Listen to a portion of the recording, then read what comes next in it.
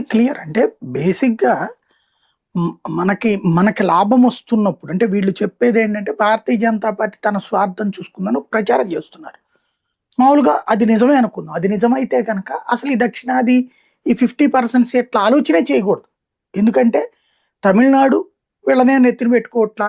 ఆంధ్రప్రదేశ్ ఎవరో ఒకళ్ళతో కలిసి ఉండాల్సొస్తుంది. తెలంగాణలో అంతంత మాత్రం ఉంది. కర్ణాటకలో పూర్తి మెజారిటీ ఇంతవరకు రాలేదు. కేరళలో ఉనికి మాత్రమే ఉంది. పాండిచ్చేరిలో అంతంత ఉన్నాయి.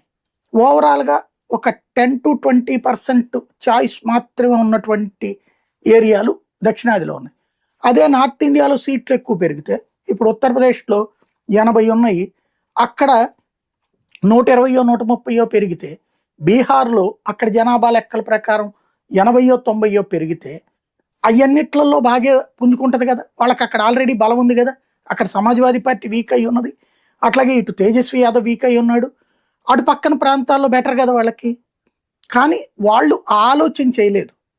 వాళ్ళు అన్ని ప్రాంతాల్లో పుంజుకోవాలనుకుంటున్నారు. దక్షిణాదిలో ఒకప్పుడు ఏమీ లేదు బీజేపీ కరెక్ట్. కానీ కర్ణాటకలో ప్రభుత్వాన్ని 2 సార్లు పరిపాలించింది. ఫుల్ మెజారిటీ రాకపోయినా తర్వాత మళ్ళీ రాజీనామాలు చేపించి వేరే పార్టీ నుంచి వచ్చిన వాళ్ళతో పెట్టుకొని చేసుకుంది కదా! 2 సార్లు వచ్చింది కదా పరిపాలన. అట్లాగే ఆంధ్రప్రదేశ్‌లో 2 సార్లు కూటమి ప్రభుత్వం గదా! 2014లో గాని